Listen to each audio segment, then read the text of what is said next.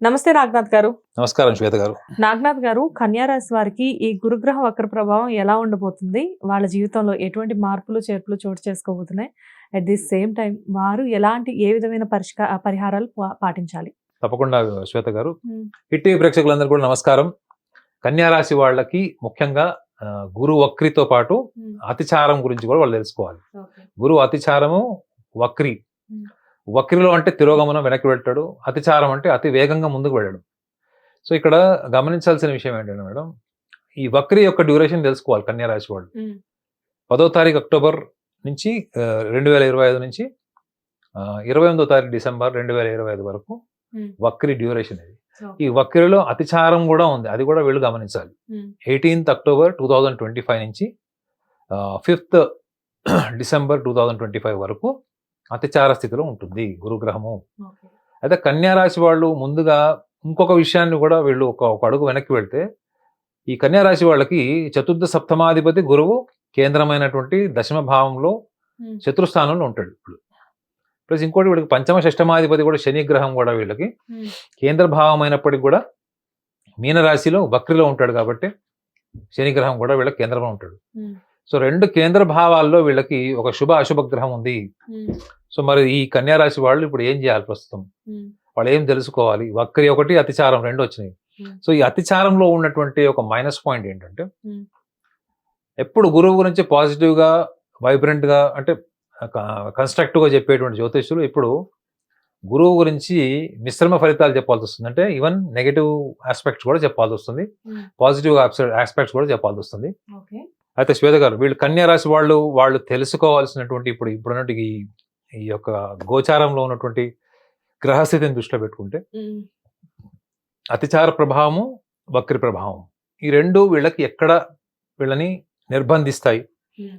ఎక్కడ వీళ్ళకి అనుకూలమైనటువంటి పరిస్థితుల్ని కల్పిస్తాయి అనుకుంటే, వీళ్ళకి అతిచారంలో ముఖ్యంగా గమనించాల్సింది 18వ తారీఖు అక్టోబర్ నుంచి 5వ తారీఖు డిసెంబర్ అనుకున్నాం కదా, హ్మ్. ఇది వీళ్ళకి అనుకూల దిశ కాదు. ఇది హ్మ్. వీళ్ళకి అనుకూల దశగా వీళ్ళని తీసుకెళ్ళదు. వీళ్ళకి ఒక రకంగా చెప్పాలంటే వక్రిలో ఉన్నటువంటి గురువే కొంచెం వీళ్ళకి అతిచార స్థితి కంటే బెటర్ వీళ్ళకి. హ్మ్. ఎందుకు అంటే అసలు ఫస్ట్ ఆఫ్ ఆల్ గురువు ఈ యొక్క మిథున రాశి వాళ్ళకి, కన్యా రాశి వాళ్ళకి బుధుడు ఆధిపత్యం వహించినటువంటి రాశులు రెండు శత్రు స్థానాల కిందకి వస్తారు. వీళ్ళకి అంటే శత్రుగ్రహాల కిందకి వస్తారు సాంప్రదాయ జ్యోతిష్ శాస్త్ర ప్రకారం. హ్మ్. సో వీళ్ళకి వక్రిలో దశమ భావంలో ఉంటాడు, కనీసం కేంద్ర భావంలో ఉంటాడు దశమం అంటే. అదే మీకు కర్కాటక రాశిలోకి వచ్చేసి ఏమైపోతుందంటే అది కూడా లాభస్థానం అవుతుంది. హ్మ్. లాభస్థానం అవుతుంది, చాలా త్వరితగతిలో వస్తాడు. మళ్ళీ త్వరితగతిలో వాళ్ళకి డిసెంబర్ 5th కల్లా మళ్ళీ తిరిగి మిథున రాశిలోకి వెళ్ళిపోతాడు అతను. హ్మ్. సో వీళ్ళకి చాలా చాలా ఇంపార్టెంట్ ఆస్పెక్ట్ ఏంటంటే, హ్మ్.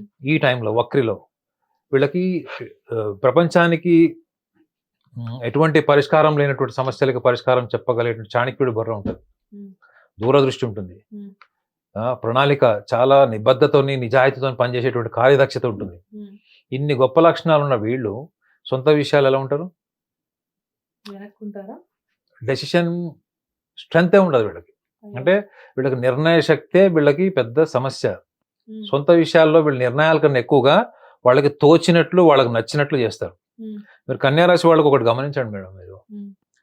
కన్యా రాశి వాళ్ళకి ప్రపంచానికే వెలుగునిచ్చేటువంటి ఒక గొప్ప తార్కికపరమైనటువంటిది, మంచి ఒక ఊహాత్మకమైన ఒక విజనరీ ఇంటెలిజెన్స్ ఉన్నప్పటికీ కూడా హ్మ్. అదే సొంత విషయాలకు వచ్చేటప్పటికి నిర్ణయ శక్తి ఉండదు వీళ్ళకి. హ్మ్. మీరు వాళ్ళతోని ఇన్ఫ్లుయెన్స్ చేసి వాళ్ళ సొంత విషయాల్లో ఎటువంటి డైరెక్షన్ అన్న మీరు మార్చొచ్చు, హ్మ్. ఓకే. నిర్ణయాలకు మాత్రమే. హ్మ్. వాళ్ళ సిద్ధాంతాలను మీరు మార్చలేరు. హ్మ్. పెళ్లి చేసుకోవడమా, ఈ అమ్మాయిని చేసుకోవడమా, ఈ అబ్బాయిని చేసుకోకపోవడమా, నువ్వు జాబ్ చేస్తే బాగుంటుందా, నువ్వు LLB చేస్తే బాగుంటుందా, మెడిసిన్ చేస్తే బాగుంటుందా, ఇటువంటి విషయాల్లో వీళ్ళు అవతల వాళ్ళని ఓవర్ ఎస్టిమేట్ చేసి వాళ్ళని వాళ్ళు అండర్ ఎస్టిమేట్ చేసుకునే లక్షణం వల్లని ఈ నిర్ణయ శక్తి వీళ్ళకి సమస్య అవుతుంది. ఓకే. మూలం ఏంటి ఇందులో? హ్మ్. వాళ్ళకి ఆత్మవిశ్వాసం సన్నగిల్లడమే. ఓహ్! సో ఆలోచన విధానం, మేధస్సు, హ్మ్. ఆలోచన విధానం, అందులో ఆ విషయంలో వీళ్ళు ఎటువంటి అడుగు వెనక్కి వేరు. అంటే చాలా చాలా మేధస్సుతో కూడినటువంటి ఊహాత్మకమైనటువంటి శక్తి సామర్థ్యాలు వీళ్ళకు ఉంటాయి. హ్మ్. అయినప్పటికి కూడా when it comes to personal, practical, application oriented intelligence hmm. Is always confused. So hmm. వీళ్ళకి పైకి కనిపించినటువంటి ఒత్తిడి, ఆందోళన తీవ్రంగా ఎప్పుడు ఉంటుంది వీళ్ళకి. ఉమ్, మరి దీన్ని వీళ్ళు ఎలా ఓవర్కమ్ చేయాలి, ఉమ్, దీన్ని ఎలా తెలుసుకోవాలంటే ఫస్ట్ గురుగ్రహం యొక్క లక్షణం తెలుసుకోవాలి మేడం. ఉమ్, గురుగ్రహం యొక్క లక్షణాలు వీళ్ళల్లో ఉండేవి కూడా నేను చెప్తాను. అంటే గురువు వీళ్ళలోనే ఉంటాడు, ప్రతి రాశిలో గురువు ఉంటాడు. ఉమ్, అందులో ప్రధానమైనది ఏంటి, దాతృత్వం, అంటే ఉమ్, జనరస్ గా ఎవరో హెల్ప్ చేయడం. ఉమ్, రెండవ లక్షణం ఏంటి అంటే ఆశావాదం. ఉమ్, అదేనా. ఇంకొకటి మూడవది ఏంటంటే దేన్నైనా కూడా వీళ్ళు విస్తరించడం, ఉమ్, ఎక్స్పాన్షన్. ఉమ్, ఈ లక్షణాలతో పాటు ధార్మిక పరమైన బలం ఉంటుంది. ఉమ్, కన్యా రాశి వాళ్ళకి, మిథున రాశి వాళ్ళకి నిజంగా చెప్పాలంటే గురువుకు ఉన్నటువంటి లక్షణాల కన్నా గొప్ప ధార్మికమైనటువంటి భావజాలం మెలుకుంటుంది. ఉమ్, భావాలు కూడా ఉంటాయి. ముఖ్యంగా చూడండి, కన్యా రాశి వాళ్ళకి, మిథున రాశి వాళ్ళకి ఒక స్పెషల్ లక్షణం ఉంటుంది. అది మీకు గురువు ఆధిపత్యం వహించినటువంటి రాశిలో కూడా ఉండదు. ఉమ్, ఏంటంటే క్షమాగుణం. ఓకే, ఎంత దుర్మార్గుడు, ఎంత ఎంత దేశుడైనా కానీ వీళ్ళు ఒక క్షమిస్తారు. ఒక ఒక సందర్భం వచ్చినప్పుడు కన్విన్స్ అయిపోతారు, క్షమించేస్తారు. వీళ్ళు ఎప్పుడు కూడా రిలేషన్స్ లో వీళ్ళు కక్ష సాధింపు, ఉమ్, లోతుగా వెళ్ళి ఎదుటి వాళ్ళతో ఇది చేయాలనేది వాళ్ళ ఊహల్లో ఉండొచ్చేమో కానీ ఉమ్, ఆచరణకు వచ్చేటప్పుడు చాలా సాఫ్ట్ గా, దూది కంటే మెత్తగా ఉండేటువంటి లక్షణాలు ఈ కన్యా రాశి వాళ్ళకు ఉంటాయి. ఓకే, ఇది వీళ్ళకి ముఖ్యంగా ఇదే వీళ్ళకి మైనస్ అవుతుంది. ఎప్పుడు ఉమ్, అతిచార స్థితిలో వీళ్ళకి మైనస్ అయిపోతుంది. వీళ్ళు చాలా సందర్భాల్లో ఆర్థిక విషయాల్లో, ఉమ్, కుటుంబంలో ముఖ్యంగా ప్రాపర్టీస్ కి సంబంధించినవి, అన్నదమ్ములు అక్కజెళ్ళకి సంబంధించిన ప్రాపర్టీస్ కి సంబంధించింది, లేదా వృత్తిపరమైనటువంటి అంటే జాబ్ చేసే వాళ్ళు కొంతమంది ఉండి చిన్న చిన్న విషయాలకి ఈగో ప్రాబ్లమ్స్కి వెళ్ళి ఉమ్, బాస్తోనో లేకపోతే మేనేజ్మెంట్తోనో డిఫరెన్సెస్ వచ్చి ఎన్నో సంవత్సరాలుగా పనిచేస్తున్నది కూడా ఒక్కసారి జాబ్ రిజైన్ చేసేయడం, ఉమ్, డిస్కనెక్ట్ అయిపోవడం పార్ట్నర్స్ తోని. బిజినెస్ లో కూడా వీళ్ళ ఆధిపత్యం లేదనుకున్నప్పుడు వీళ్ళు డిస్కంటెంట్మెంట్ కూడా వీళ్ళు ఉమ్, ఒక డిస్టెన్స్ మెయింటైన్ చేసి చూపించడం, ఇట్లాంటి మనం సర్వసాధారణంగా చూస్తున్నాం చాలా మంది. ఉమ్, ఈ లక్షణాలన్నీ కూడా ముఖ్యంగా ఈ 18వ తారీఖు అక్టోబర్ నుంచి ఈ 5వ తారీఖు డిసెంబర్ వరకు వీళ్ళకి చాలా చాలా ఇన్ఫ్లుయెన్స్ ఉంటుంది వీళ్ళ మీద. ఓకే, సో దీనివల్ల ఏం నష్టపోతారు వీళ్ళు, ఉమ్, జాబ్ ఉమ్, అంటే ప్రొఫెషనల్ కెరియర్ లో ఉండేవాళ్ళు జాగ్రత్తగా ఉండాలి. ఉమ్, రెండవది anything related to the personal okay, family. Um, మూడవది ఉమ్, వీళ్ళు ఎక్కడైతే ఎంప్లాయీస్ కి చెప్తున్నాను, ఎదుగుదల కోసం వీళ్ళు చేసే ప్రయత్నాల్లో ఉమ్, పర్సనల్ ఒపీనియన్స్, ఉమ్, పర్సనల్ ఈగోస్ ని తీసుకొచ్చి వీళ్ళు ఎప్పుడు కూడా ముందు పెట్టి దానికి ఇంపార్టెన్స్ కోరుకోవడం వల్ల, అంటే ఉమ్, నువ్వు క్రియేట్ చేసుకున్న ఈగో వేరు, ఉమ్, నీ పర్ఫార్మెన్స్ వల్ల ఎస్టాబ్లిష్ అయినటువంటి ఈగో వేరే ఉంటుంది. ఓకే, మీరు బాగా పర్ఫార్మ్ చేస్తే వచ్చే గుర్తింపు వేరు మేడం. ఉమ్, కానీ నాకు నేనుగా ఉమ్, నేను ఇంత చేశాను, ఉమ్, నాకు ఇంత గుర్తింపు రాలేదు, నాకు ఇంత ప్రమోషన్ రాలేదు అన్నది వీళ్ళు ఎప్పుడు కూడా ఒకళ్ళతో పోల్చుకుంటారు. వీళ్ళు ఓకే, పక్కన వాళ్ళకి వచ్చిన దాంతో వీళ్ళు అనాలిసిస్ చేస్తారు. వీళ్ళు ఉమ్, అనవసరమైన విషయాల్ని విపరీతంగా ఆలోచించడమే ఉమ్, వీళ్ళకున్న పెద్ద సమస్య. ఓకే. మరి ఏంటి సార్ వీళ్ళకి వీళ్ళ రాశి అంటే వీళ్ళ జాతకం ప్రకారం అసలు వీళ్ళు ఎలాంటి పరిహారాలు పాటించవలసి ఉంటుంది? ప్రతిసారి పరిహారాల గురించి అడిగి మిమ్మల్ని ఇబ్బంది పెడుతున్నానని నాకు తెలుసు, బట్ మిమ్మల్ని ఇబ్బంది పెట్టక తప్పట్లేదు నాకు. పర్లేదండి. ఇప్పుడు శ్వేత గారు, పరిహారం అన్నది మీకు వాడుక పదమే. ఉమ్, ఇప్పుడు ఎవరైనా పరిహారం అని అంటారు. ఇప్పుడు మన యాంకర్ కూడా, యాంకర్ అంటే మన కెమెరామెన్ కూడా వచ్చి, సార్ నా రాసేది నేను ఏం చేసుకోవాలని అడుగుతాడు. ఉమ్, అది అలవాటు అయిపోయాం మనం. yes, at least now people should understand what is the meaning of పరిహారం. ఉమ్, పరిహారము అంటేనే ఒక ఆత్మన్యూనత. ఉమ్, గమనించండి బాబు, కెమెరామెన్ నువ్వు కూడా గుర్తుపెట్టుకో. ఉమ్, పరిహారము అంటే నువ్వు ఏదో మన తెలంగాణ భాషలో చెప్తే బాగోదు కానీ, ఉమ్, పరిహారం అంటే నువ్వు ఏదో చెయ్యకూడని తప్పు ఏదో చేసి ఉమ్, నీలో నువ్వు కృంగిపోతూ ఆ బాధ ఎవరికి చెప్పుకోలేక దానికి ఒక వస్తు రూపం, అది వస్తు రూపంలో ఏదైనా కావచ్చు, మాల కావచ్చు, ధనం కావచ్చు, ఇంకొకటి ఏదన్నా, ఈ రూపంలో వెళ్ళి నువ్వు ఆ భగవంతుడికి సమర్పించుకోవడము. ఉమ్, సమర్పించుకోవడం వల్ల నువ్వు చేసినటువంటి పాపం అంతా నివృత్తి అయిపోతుంది.